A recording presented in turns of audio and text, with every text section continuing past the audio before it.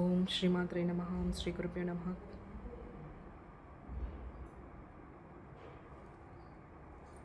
Hi అండి అందరికీ. నేను మీ శారదాని. అందరు బాగున్నారు కదా? సో ఈరోజు మన వీడియోలో నేను ఏం చెప్పదలుచుకున్నానంటే, శివలింగం నా లైఫ్లోకి ఎలా వచ్చింది, నేను ఎందుకు టెంపుల్లో పెట్టాలనుకున్నాను, ఎలా నా దగ్గరే ఉండిపోయింది, ఇవి చెప్తాను. యాక్చువల్గా నేను నా ఫ్రెండ్ తేజు బిర్లా మందిర్కి వెళ్ళాము.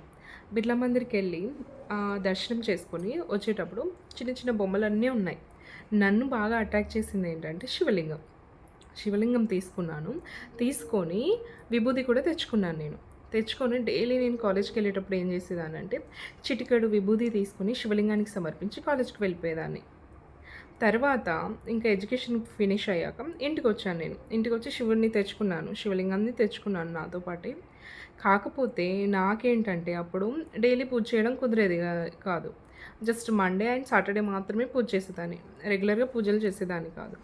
ఇంకా మా ఇంట్లో శివలింగాన్ని ఎవరైతే చూసారో వాళ్ళందరూ ఏమని చెప్పేవాళ్ళంటే, డైలీ శివునికి అభిషేకం ఉండాలి, పూజలు జరగాలి, ఇలా ఉంచకూడదు, నీకు కుదరకపోతే టెంపుల్లో ఇచ్చే అనేవాళ్ళు. అవునా అనేసి నాకు కూడా భయమేసి ఒకసారి టెంపుల్లో ఇచ్చేద్దామనేసి అనుకున్నాను. అప్పుడు ఎందుకో కుదరలేదు. ఇంకా సెకండ్ టైము ఇచ్చేద్దామని ఫిక్స్ అయినాం. కానీ మస్తు బాధ అనిపించింది నాకు. ఏం దేవుని దగ్గరికి వెళ్ళా, ఏంటి శివయ్య ఇట్లా జరిగింది, నేను ఎంతో ఇష్టంగా ప్రేమగా తెచ్చుకున్నా కదా, అప్పుడే నన్ను వదిలేసి వెళ్ళిపోతావా, నా దగ్గర ఉండవా అనేసి అడిగాను. ఇంకా నెక్స్ట్ డే మాత్రం ఇచ్చేద్దామని ఫిక్స్ అయ్యి ఇంకా మార్నింగ్ ఇద్దామనుకునే టైంకి ఒక ఇన్సిడెంట్ జరిగింది. అదేంటంటే, నాకు ఎప్పుడు కూడా మెన్సెస్ అనేవి లేట్గా రావు, 1 or 2 days డిలే అంతే. కానీ అప్పుడు ఎవరో పిలిచినట్టే వచ్చేసింది అన్నట్టు.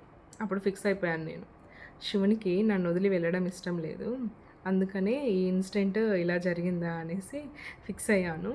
తర్వాత నా లైఫ్లోకి ఒక అద్భుతమైన పర్సన్ వచ్చారు, మా ఫ్రెండ్ లక్ష్మి ద్వారా. తన ద్వారానే నేను డైలీ పూజలు చేసుకుంటున్నాను. తన పర్మిషన్ ఉంటే తన గురించి తనని మీకు చూపించాలని కూడా ఉంది. డోంట్ నో, అంతా అమ్మదయ. సో హాయ్ అండి, ఇదండి మ్యాటర్. మీకు నచ్చితే లైక్ చేయండి, సబ్స్క్రైబ్ చేయండి, షేర్ చేయండి. కామెంట్ మాత్రం ఖచ్చితంగా చెప్పండి. ఎలా చెప్తారా కామెంట్ బాక్స్లో రాయండి, నేను చదువుతాను. Thank you.